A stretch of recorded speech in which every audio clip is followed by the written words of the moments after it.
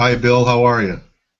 Good morning. Pretty good. Thanks for having me, Dale. It's nice to meet you. I'm interested. What a great time to be talking about VIX and more, because the VIX has never given us more in such a short period of time, has it, Bill? No, it hasn't. As a matter of fact, trying to look for some comparable volatility moves, you really have to skip past the all the '08 shenanigans and the dot-com crash and go back to '87 to see the speed and magnitude of the moves we had last week in terms of volatility. So very interesting times. Yeah, I even noticed some of the VIX products. I was talking about this, Bill, that way underperformed the VIX. I know from having the experience of being long TVIX pre-split and watching it can decline to really 50 cents, although after the split it was $5. And even there were a few days last week when the VIX itself wasn't performing and there were money flows into that product. What do you think, Bill? Was that an aberration? I know a lot of people are taking advantage of selling volatility, expecting it to come in.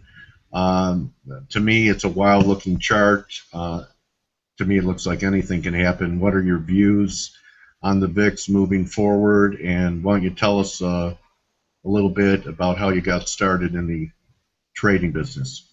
Sure. Well, maybe I should do the history first, and we'll talk Okay. about the present. I've been an on and off trader my whole life, but I spent most of my career years, if you will, in the management consulting business, doing business strategy, looking at the world from a top-down, logical, fundamental perspective. Actually, probably aligns much better with a forex perspective than a shorter-term trading perspective and volatility perspective.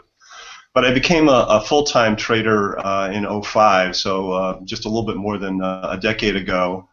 And at the time, I didn't have a particular specialty, or I hadn't refined an individual approach that was unique. That really came in the '06, '07 period when the volatility, when the VIX added options and futures, and in '09 the volatility exchange traded products came out, and then I became pretty quickly became a specialist in those products because I saw some huge opportunities that had yet to be exploited and products that really were not well understood by the public.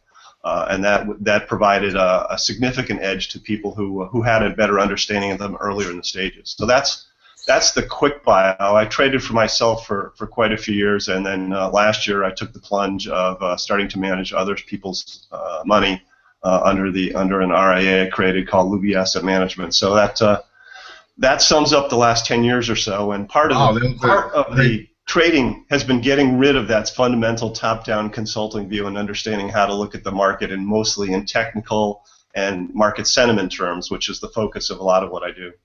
So it's interesting, Bill. I started off and I learned on other people's money as a broker. Okay, so it's interesting. You took the opposite route. You traded your own money. Do you notice any psychological difference between putting on trades for yourself and having the emotional attachment to not wanting to hurt anybody and perform well, and uh, any kind of emotional hurdles to overcome and being new to handling other people's equity? Well, the difficulty for me, and I did probably go about this in the opposite direction of most folks, Right. is my own. I have a very high risk tolerance personally, and that's Right. irrelevant when you're trading other people's money. And the volatility products are extremely high, have extremely high beta. They move very quickly. So having to take down or repackage, if you will, all of my thinking in something that was inappropriate for a broader audience, and being able to better understand the individual risk tolerances and then the group risk tolerance turned out to be a little more difficult than I'd planned on. But Yeah. it's a nut that I think I've cracked. And yeah, if I lose money from my own account, I'm not confident, and I'm not concerned about the long-term implications. But of course, my clients, whenever something goes in the Yes. wrong direction, they seem to have a different emotional response than I do. So that's been a large part of the management process, has been I, managing the emotions more than the positions. yeah, exactly, Bill. So I'm not laughing at you. I'm just thinking about my own experiences with having been, uh, managing money or being a broker over the past 20 years, and I feel the same way. I have a pretty high risk tolerance because I've blown out accounts before.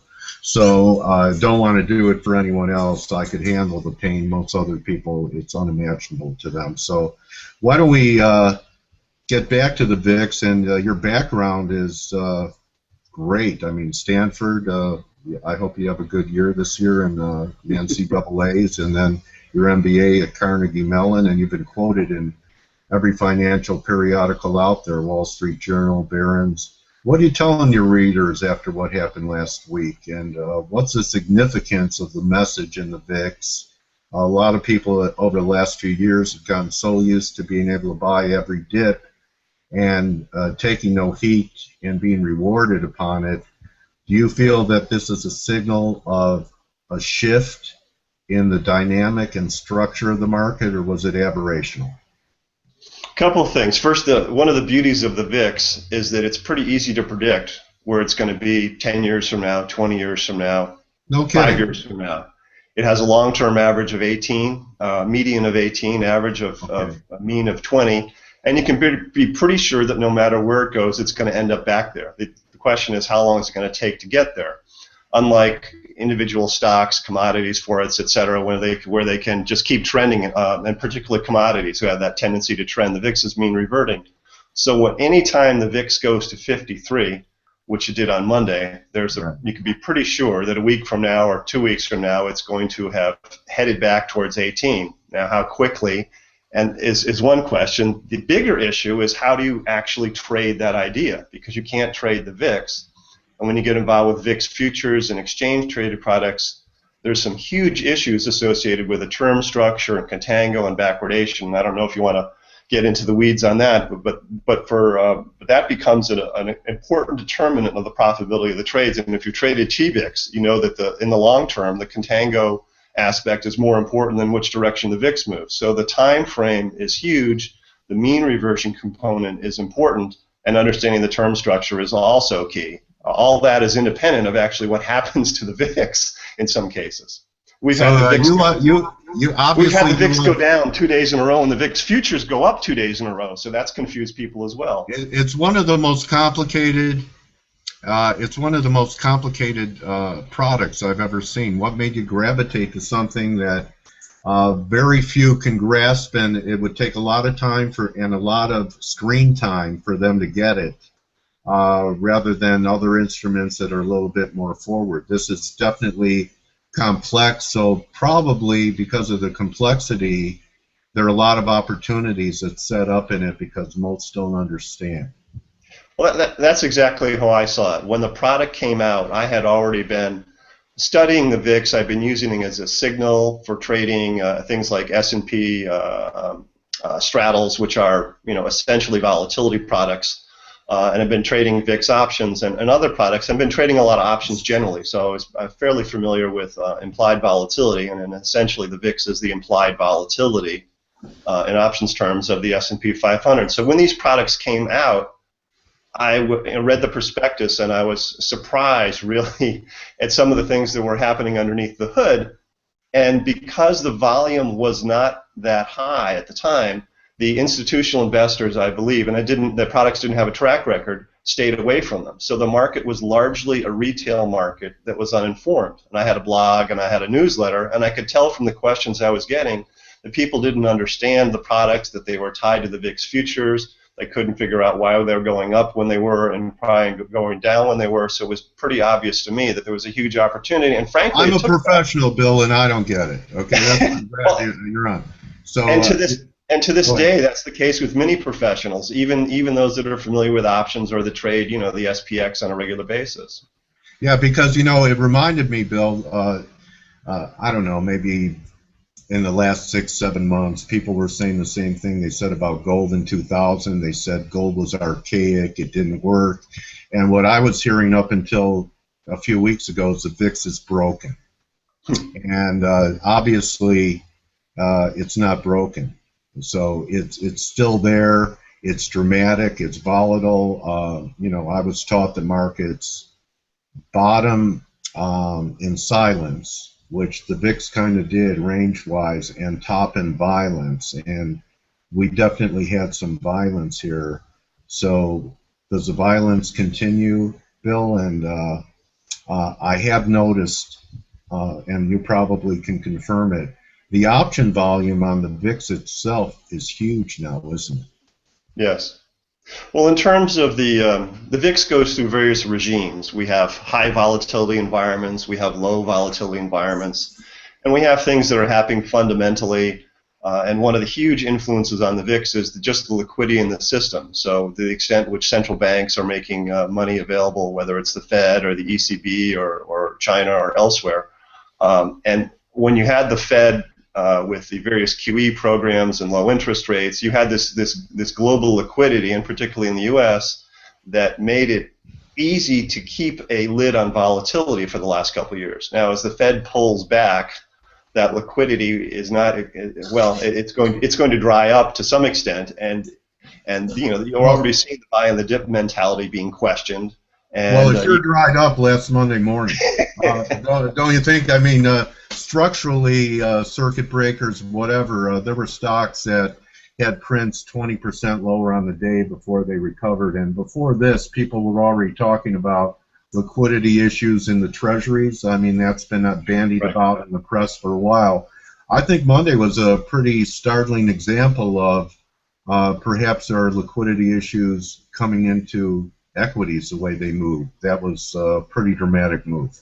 And one way you can think about the VIX is to some extent it is the inverse of liquidity. When there's a lot of liquidity, there's generally very low volatility. When there's very little liquidity, as we had, for instance, specifically with the open on Monday and all the craziness associated with the flash crash and some ETFs and all, and what the Rule 48, the staggered opening, all that sort of stuff. Then it's a lot easier to panic when there's no liquidity and you're not sure exactly what the prices should be. And so generally, when you have tighter money, you're more likely to have a higher VIX.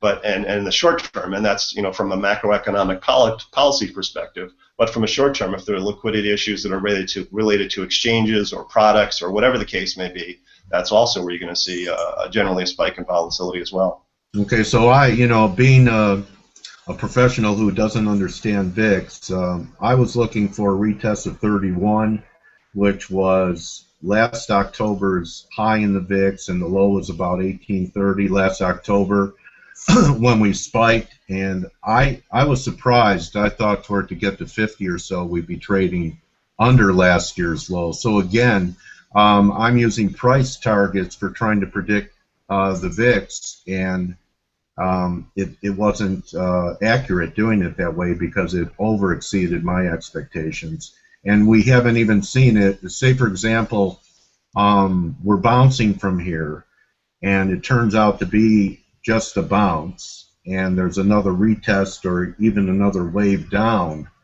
If the VIX traded 50 on Monday, am I still wrong to think that it would go to higher levels? It's not the level, it's how it gets to the level that is the major difference. Is that what we're saying here? I wouldn't disagree with that. The problem with the VIX, and as much as I love technical analysis with every other product, when you get to the VIX, because no one owns it, it's harder to think in terms of natural support levels. People can't really come in and buy the VIX index, when it goes to, or sell it when it goes to a certain level, because it is a derivative of what's going on in the S&P 500. So it's very hard to find a natural floor. Before 2008, the VIX has been around since 1993. We have data that's been reconstructed going back to 1990. Before the financial crisis, the VIX reliably used to always top out about 45, 48, and then you could almost be sure the market was in. And then the VIX went up to 90, and then it went down, and then it went back to 90 again. And if you go back and look at the 87 crash, the estimates are based on available data. The VIX would have been at about 170 at its peak. So wow. When there's no when there are no puts available to buy because the S&P 500 is crashing, what is an appropriate price for that put? That's really the kind of question we're asking here. How much do you sell salmon for when it's sold out? The price it really doesn't have a natural lid on it. But yeah, at some point people will come in and they'll start buying the S&P. Some buy programs will eventually kick in. someone with lots of cash on the sidelines will wait in and buy, but it's really hard to say that that's going to happen exactly at VIX of 40 or 50 or 60. And once you start going through numbers like 45 and 50, often you just see the panic accelerate as people say, "Did you see the VIX? Things must be worse than I thought." And then sometimes that can trigger an additional round of selling. Well, Okay, what does everyone else know that I don't know if the VIX is at 53? exactly, and the market's prepared for that being more than a one-day event. And I do think there's a chance for us to revert to the mean here because of what I see in S&Ps. I don't think on this pullback we're just going to wash out to new lows looking for some type of ABC, maybe into the Fed meeting. But how do you play it now? Probably it's late to be selling volatility after where it was from Monday to today, but mid-range, how are you advising people and yourself in this environment going into a lot of news this week, ECB, NFP, and then all the adults get back from the Hamptons. You and I didn't take a vacation, but you know all those hedgy guys that are managing, billions, they were on the beach when that happened last Monday. So I expect bigger volume and possibly more volatility in September. What's your view? Well, there's one product or index we haven't talked about that's very interesting. It's called the VVIX, which is actually the volatility of the VIX, and that hit a record high on Monday. And when the VVIX is high, it means that VIX options are extremely highly priced, which has been the case. So people who have been in options trades, well, they're typically selling premium if you're hedged, something like a condor or a butterfly, or if you're not hedged, a short straddle or short strangle. With the VIX the VVIX at such high levels, you lock in a huge amount of premium, and that covers you for moves, large moves in both directions. So those trades look attractive with VVIX at historical highs. Where's it priced? Where's it priced? Is that right there? Are we looking at that chart there? Is that's a volatility index? I can't see, but does it trade like an ETF, Bill? I'm sorry? Does it trade like an ETF? No, it doesn't trade at all. It's an index. Oh, okay.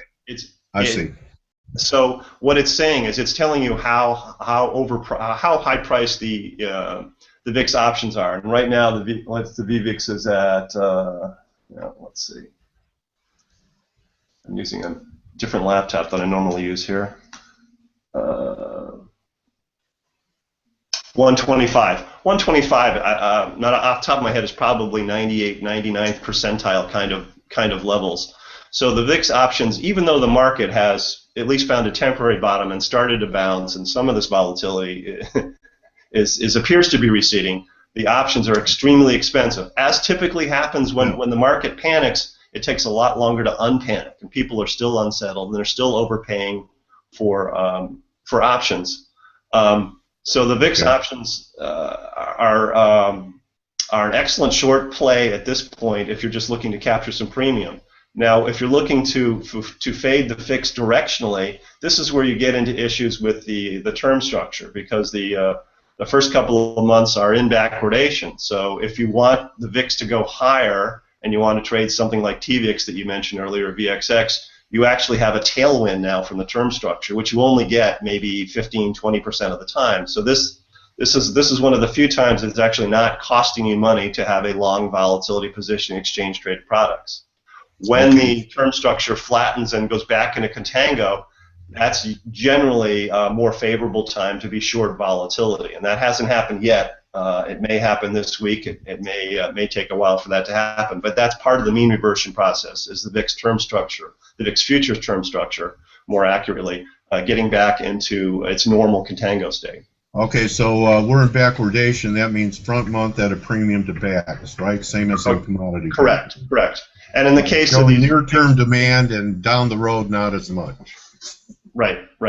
And in the case of the VIX exchange-traded products, most of these are just talking about the front 2 months, not the entire term structure.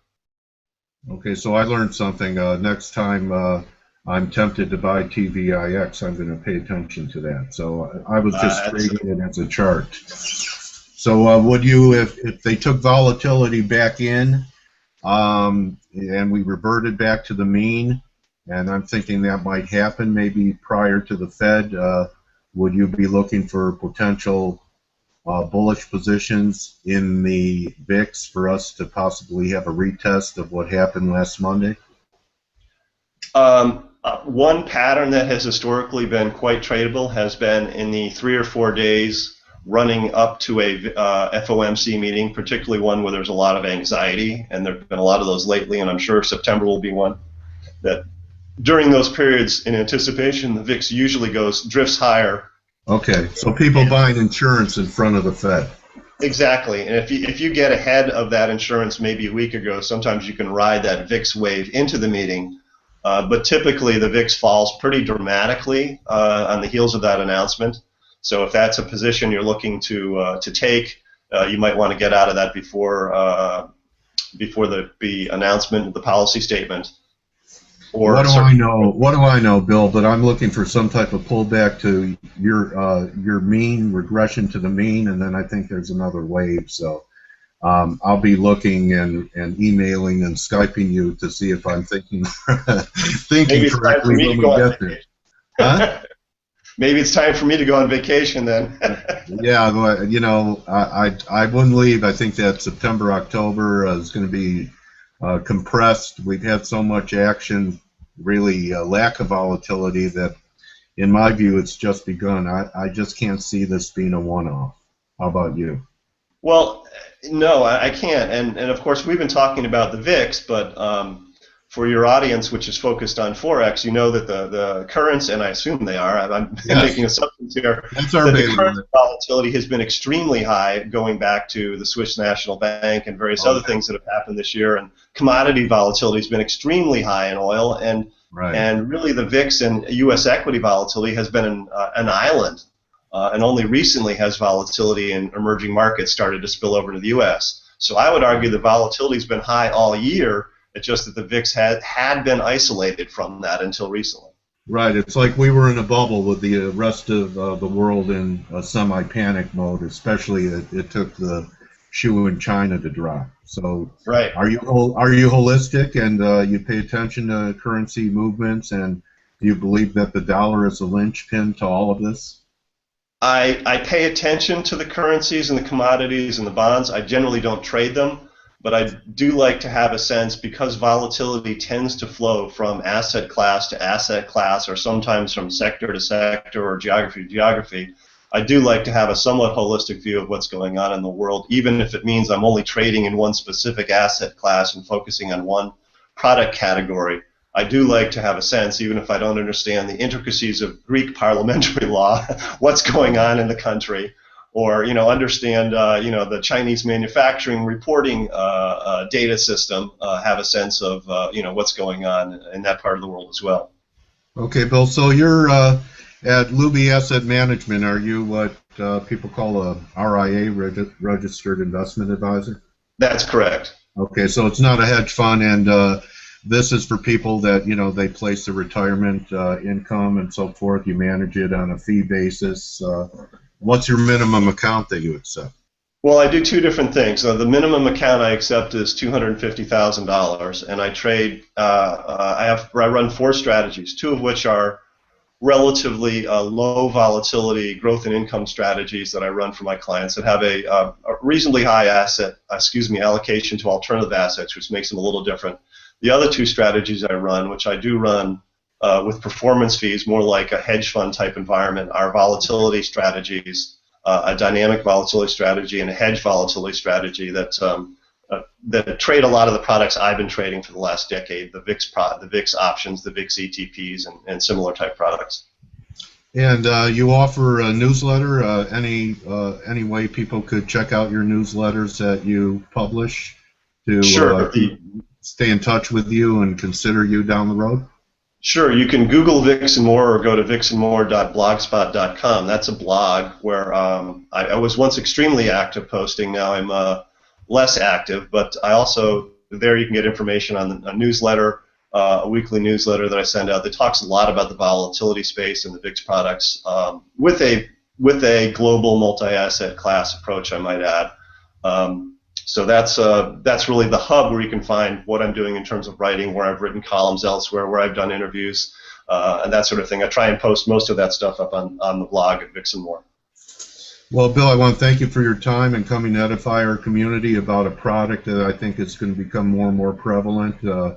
I believe that, perhaps we've seen a paradigm shift in volatility in the last couple of weeks, and this was a great primer to introduce people to it. And I encourage people, if they have an interest in this product, to follow Bill on Twitter at @VixandMore and go to his blog and website. And I wish you great success in this upcoming fall trading season. Bill, I hope that the dollars rain down on you.